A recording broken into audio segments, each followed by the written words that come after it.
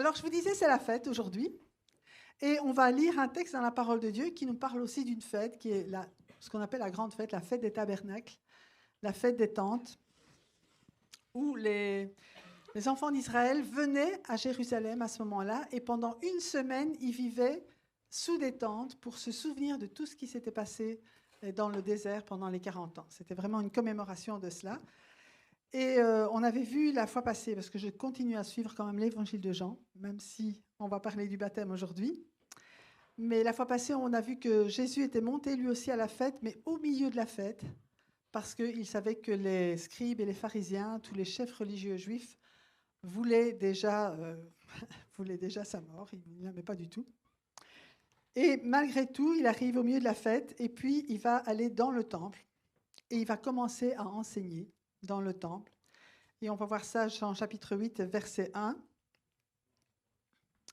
Jésus se rendit au mont des Oliviers, mais dès le matin, il revint dans le temple et tout le peuple s'approcha de lui.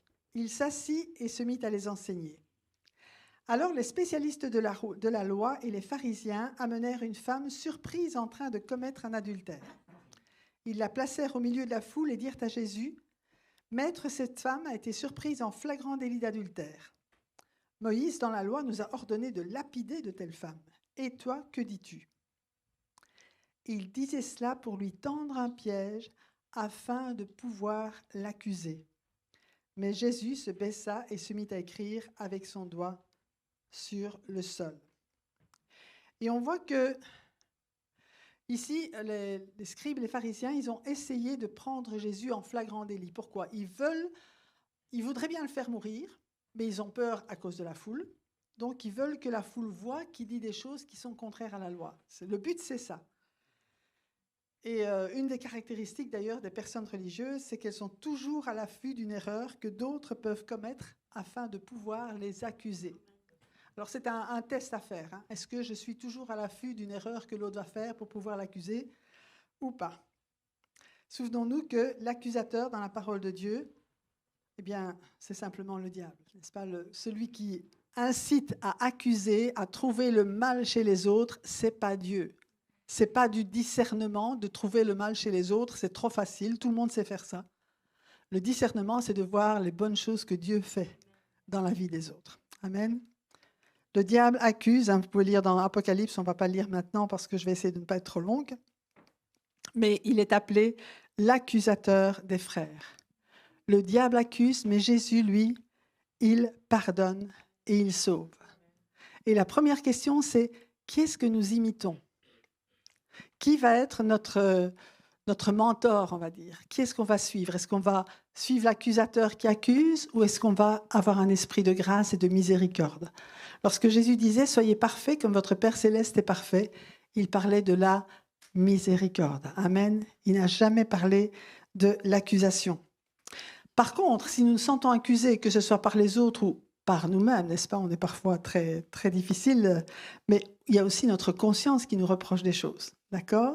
Et là, c'est le Saint-Esprit qui vient nous dire, mais si nous confessons nos péchés, Dieu est fidèle et juste pour nous les pardonner et pour nous purifier de toute iniquité. Ça veut dire qu'une fois que j'ai confessé mon péché, que je laisse le Saint-Esprit et me pardonner et m'accorder et me manifester dans ma vie ce pardon de Dieu, purifier mon cœur, je ne dois plus revenir sur ce péché. Amen. Et il ne doit plus me hanter non plus au niveau de ma conscience. C'est pardonné, c'est clarifié. Le pasteur Nino en a parlé tout à l'heure. C'est vraiment quelque chose de merveilleux. Et on va en parler aussi par rapport, bien sûr, au baptême. D'autre part, dans cette histoire, vous avez sûrement remarqué que seule la femme qui a été reprise en flagrant délit d'adultère a été amenée devant Jésus. Mais où est l'homme ? En flagrant délit, ils devraient être là tous les deux. Peut-être qu'il s'est sauvé en la laissant tomber. Peut-être que c'est l'un d'eux aussi, on ne sait jamais. Mais en fait, c'est les pharisiens qui sont maintenant pris en flagrant délit de non-obédience à la loi, puisque la loi dans Lévitique 20:10 dit « Si un homme commet un adultère avec une femme mariée, s'il commet un adultère avec la femme de son prochain, l'homme et la femme adultère seront punis de mort. » Tous les deux, pas juste un. Donc, il faut être clair. Généralement, quand on cherche à accuser les autres, on tait une partie de la vérité. On ne recherche que les mauvaises choses en essayant de se justifier. Mais ici, ce n'était pas possible. Alors, Jésus, qu'est-ce qu'il va faire quand ça se passe?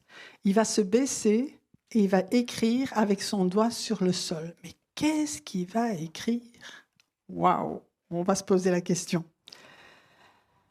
Et vous savez que dans l'évangile de Jean, Jean va attribuer et va démontrer que Jésus accomplit les œuvres du Père. D'ailleurs, il a dit « Je ne fais rien sans que je le voie faire au Père ».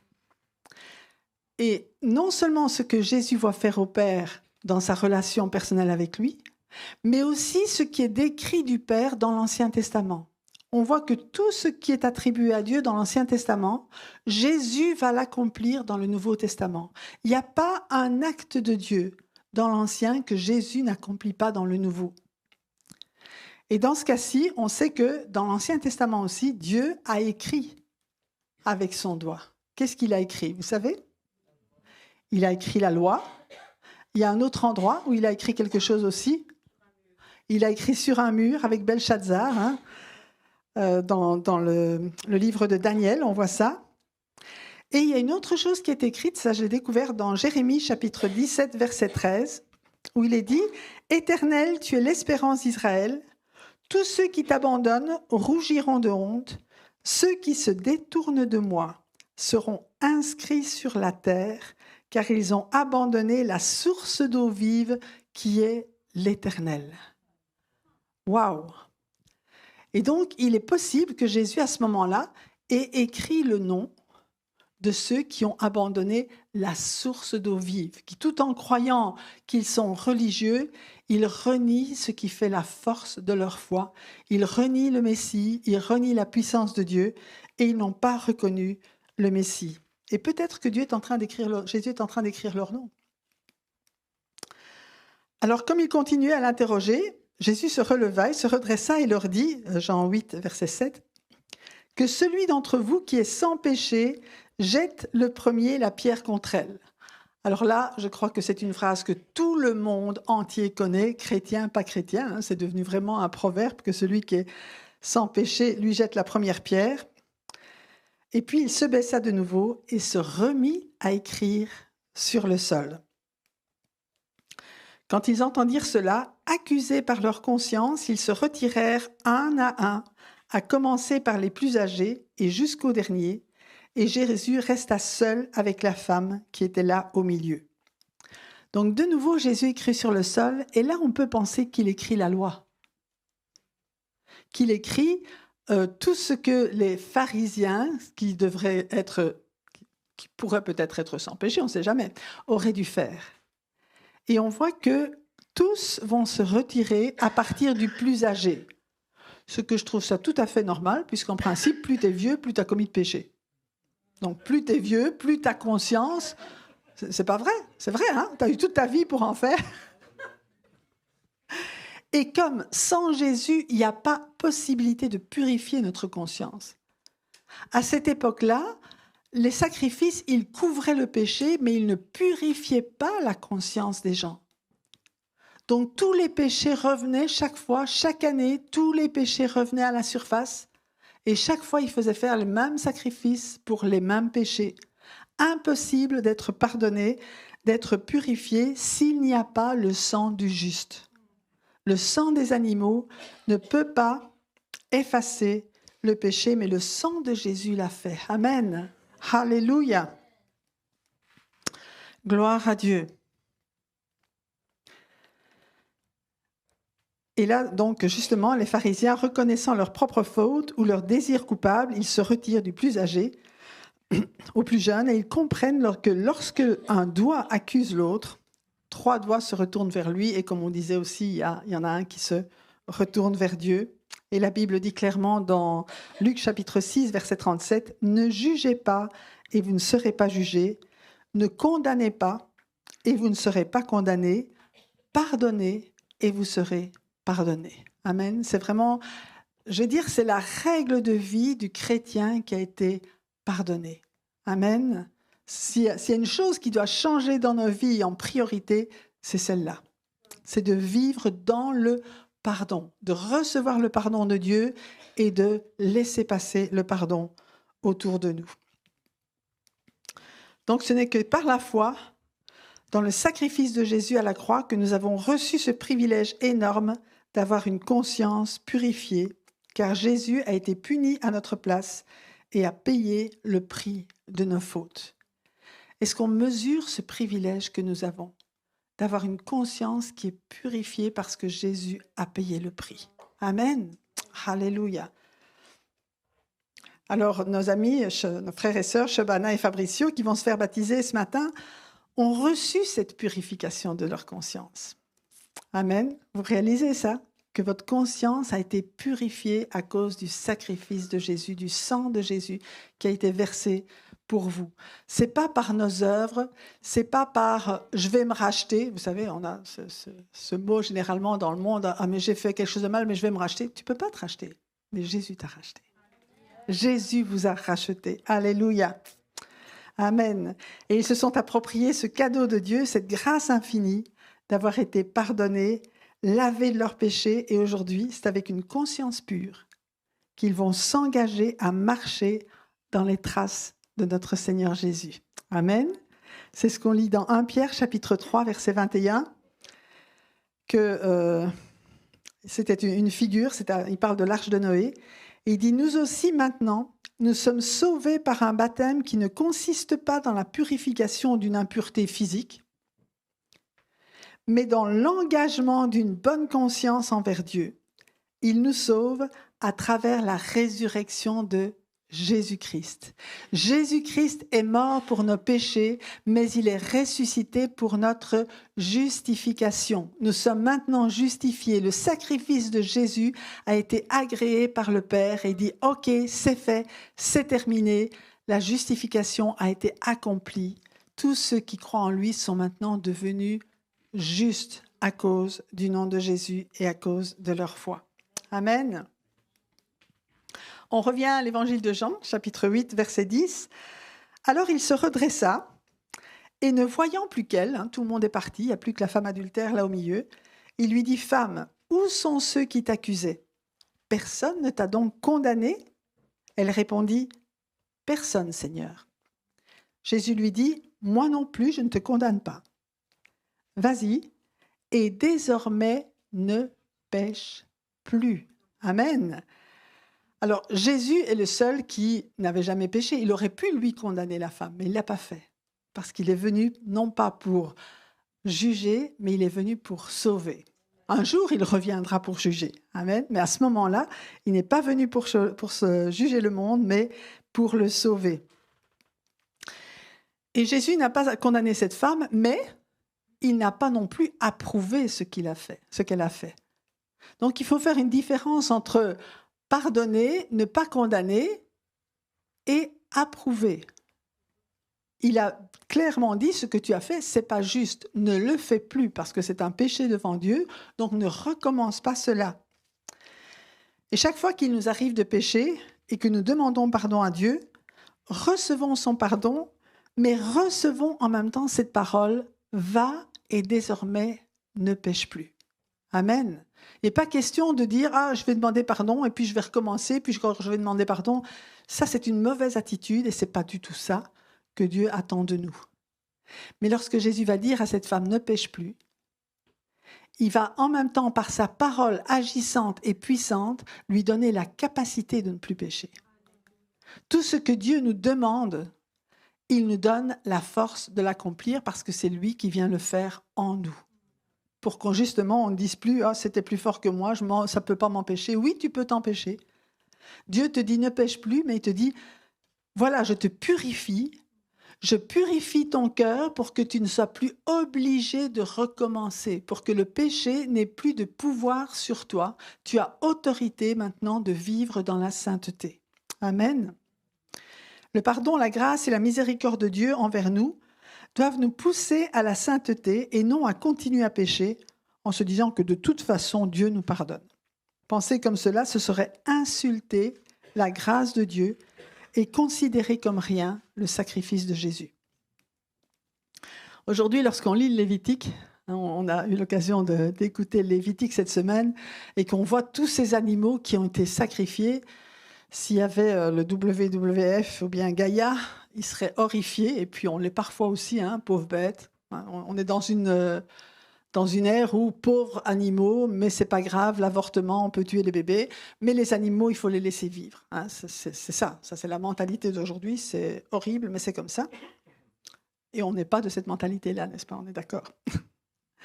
Mais ça montre aussi, ça nous fait réfléchir, mais quelle valeur pour nous a le sacrifice de Jésus, le Fils unique de Dieu, qui est sans péché et qui s'est sacrifié pour nous? Est-ce qu'on pleure sur lui comme on pleure sur les animaux? Plus, j'espère. Amen. Le sacrifice de Jésus est à la mesure de la gravité de notre péché, quel qu'il soit. Une seule personne sur la terre aurait commis un seul péché, le plus petit, Jésus aurait dû mourir pour que ce péché soit expié. Amen. Mais on sait qu'à la croix, il a expié pour tous les péchés de toute l'humanité, mais ce pardon devient effectif dans notre vie lorsque nous le croyons et que nous le recevons en nous. Amen. Hébreux 9, les versets 13 et 14 nous dit « En effet, le sang des boucs et des taureaux, ainsi que la cendre d'une vache dont on asperge ceux qui sont souillés, les rendent saints en leur procurant une pureté rituelle. Si tel est le cas, le sang de Christ qui s'est offert lui-même à Dieu par l'Esprit éternel comme une victime sans défaut, purifiera d'autant plus votre conscience des œuvres mortes, afin que vous serviez le Dieu vivant. » Notre conscience a été purifiée à cause du sang de Christ qui s'est offert lui-même par l'Esprit éternel. Notre faute vis-à-vis de Dieu est éternelle.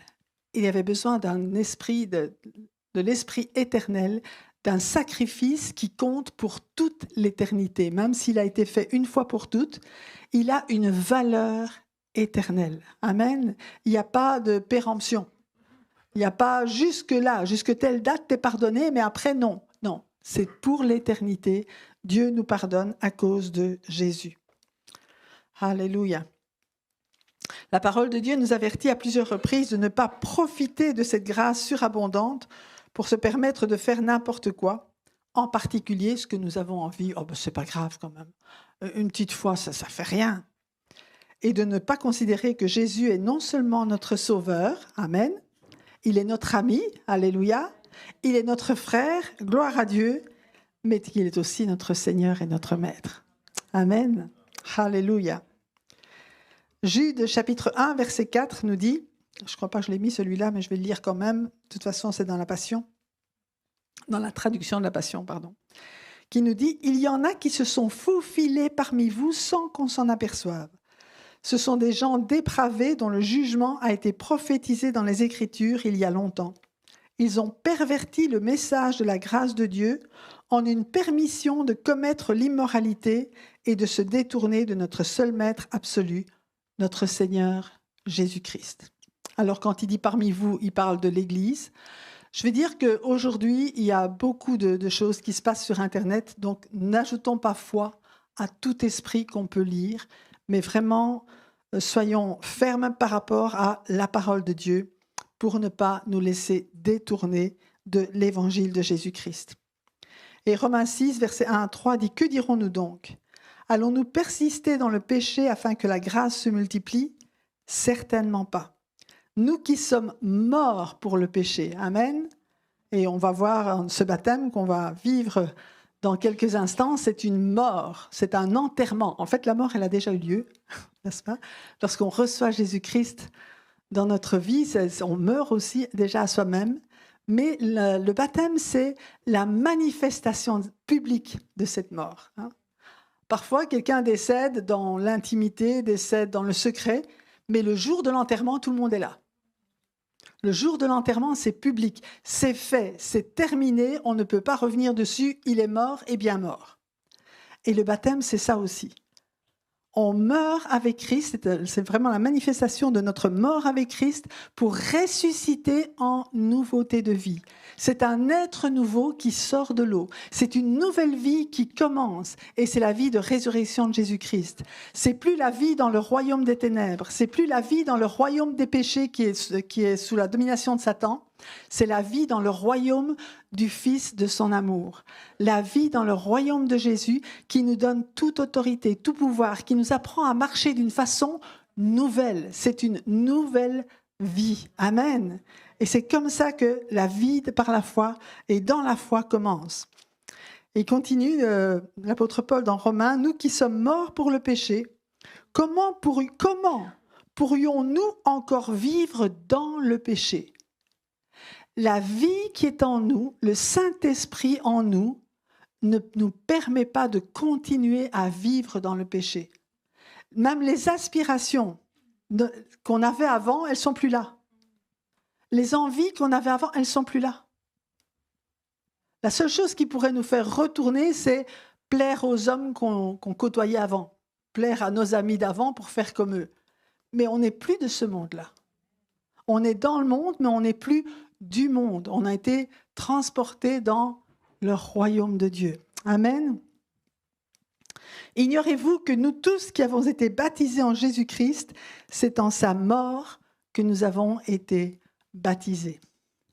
Jésus, dès le jour de son baptême, 3 ans avant de mourir sur la croix, eh bien, il était vraiment... C'est le jour où il a commencé pleinement, volontairement à dire « Je ne fais plus ma volonté, je fais la volonté de mon Père ». Déjà, il avait été quelqu'un de très obéissant, qui n'avait jamais péché. Mais là, son but, c'est plus moi. C'est mon Père qui vit en moi. Et je veux manifester la gloire de mon Père. Je veux manifester la volonté de mon Père. Je veux manifester les œuvres de mon Père. Lorsque nous prenons notre baptême, notre désir, c'est d'être de plus en plus comme Jésus et de manifester l'œuvre de Dieu en nous. Et il nous en rend capables. Jésus a dit, tout ce que je vois faire au Père, je le fais. Mais après, il a dit, celui qui croit en moi, il va faire les œuvres que je fais, il en fera même de plus grandes. Donc, le Père, dans l'Ancien Testament, Jésus, dans le Nouveau Testament, le Saint-Esprit à travers tous les enfants de Dieu maintenant. Amen. Il n'y a rien que Dieu a fait, que Jésus a fait, que nous sommes incapables de faire. Pourquoi ? Parce que c'est le Saint-Esprit en nous, l'Esprit de Dieu, l'Esprit éternel qui agit à travers nous. Nous sommes morts avec Christ et lui, il vient vivre la vie de Christ en nous. Et si on le laisse faire, si on ne met pas des raisonnements qui disent « non, ça c'est trop, non, ça je peux pas, non, non, non », eh bien on va laisser faire le Saint-Esprit et il va manifester la puissance de Dieu en nous, autour de nous. Il va manifester le caractère de Jésus en nous. Et il y a des fleuves d'eau vive qui vont couler notre sein. C'est le plan de Dieu, c'est la destinée de tout enfant de Dieu sur cette terre. Et le jour où on laisse, et je crois que c'est aujourd'hui, amen, je crois qu'on prie pour un réveil, le réveil c'est ça. Le réveil c'est tout simplement laisser le Saint-Esprit faire ce qu'il a à faire dans notre vie, à travers nous, sans lui mettre des bâtons dans les roues. C'est rien d'autre que ça, amen. Et ça commence avec le baptême. Amen, alléluia. On prie dans Notre Père, hein, ne nous soumets pas à la tentation, et Dieu répond à la prière. Amen. J'espère qu'on fait encore de temps en temps cette prière, même si on ne veut pas que ce soit une vaine redite, mais on ne veut pas que ce soit oublié non plus. D'accord ? Il faut vraiment qu'on le vive de notre cœur. Donc, Jésus a dit, et je vais terminer par ce dernier verset, enfin presque terminé, dans Jean chapitre 8, verset 12, donc après tout ça, Jésus leur parla de nouveau et dit « Je suis la lumière du monde. Celui qui me suit ne marchera pas dans les ténèbres, mais il aura au contraire la lumière de la vie. » Alors je rappelle, Jésus est en train de parler à une foule qui est autour de lui dans le temple. Et remarquez, il n'a pas dit « celui qui m'écoute ». Il a dit « celui qui me suit ». Celui qui marche à ma suite, celui qui accomplit les œuvres, qui manifeste vraiment qu'il me suit, il est mon disciple. Celui-là, il ne marchera pas dans les ténèbres, mais il aura la lumière de la vie. Et on est à la fête des tabernacles, un petit rappel, qui rappelle ce qui s'est passé dans le désert. Et dans le désert, il y avait une colonne de feu qui éclairait les enfants d'Israël la nuit, mais de l'autre côté, la même colonne obscurcissait les Égyptiens pour les empêcher de les suivre. Et Jésus dit, celui qui me suit, il ne sera pas du côté des Égyptiens, il sera du côté des enfants d'Israël pour avancer vers la liberté, vers le pays promis, et pour marcher à ma suite et pour avoir cette lumière qui donne la vie. Amen. Alléluia. Alors bien sûr, on connaît ce verset, Luc 9, 23, « Si quelqu'un veut être mon disciple, qu'il renonce à lui-même, qu'il se charge chaque jour de sa croix et qu'il me suive. » Ça veut dire qu'il se soumette à mes voies. Et la première obéissance, la toute première obéissance pour marcher à la suite de Jésus, c'est le baptême. Celui qui, on va lire ça, Marc chapitre 16, à partir du verset 15, nous dit, « Puis il leur dit, allez dans le monde entier, proclamez la bonne nouvelle à toute la création. Celui qui croira et qui sera baptisé sera sauvé, mais celui qui ne croira point sera condamné. » Et ça montre que la suite logique de la foi, je crois en Jésus, je veux le suivre, la première marche, je me fais baptiser. Comme Jésus disait à Jean-Baptiste, il est juste que nous fassions ainsi. La justice de Dieu dans notre vie se manifeste lorsque, suite à notre foi, nous nous faisons baptiser, nous passons par les eaux du baptême, justement pour manifester que nous marchons dans cette vie nouvelle. Et la suite. Voici les signes qui accompagneront ceux qui auront cru.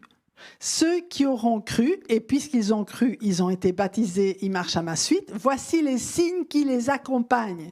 Il n'y a pas d'autre obligation, d'autres conditions que cela.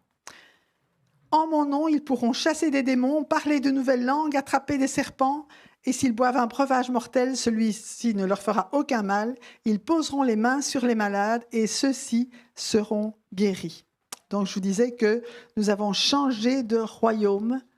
Et dans le royaume de Dieu, tout est possible. Amen. Il n'y a rien d'impossible à Dieu parce que nous sommes dans son royaume. Alléluia. Et je termine cette fois-ci pour du bon. Avec notre prière, non seulement pour les baptisés, mais je crois pour chacun d'entre nous. Colossiens chapitre 1, versets 9 à 14 nous dit « Nous demandons que vous soyez remplis de la connaissance de sa volonté, en toute sagesse et intelligence spirituelle, pour marcher d'une manière digne du Seigneur et lui plaire entièrement. Vous aurez pour fruit toutes sortes d'œuvres bonnes, et vous progresserez dans la connaissance de Dieu. Vous serez fortifiés à tout point de vue par sa puissance glorieuse pour être toujours et avec joie, persévérants et patients. Et vous exprimerez votre reconnaissance au Père qui nous a rendus capables de prendre part à l'héritage des saints dans la lumière. Il nous a délivrés de la puissance des ténèbres et il nous a transportés dans le royaume de son Fils bien-aimé, en qui nous sommes rachetés et pardonnés de nos péchés. Amen.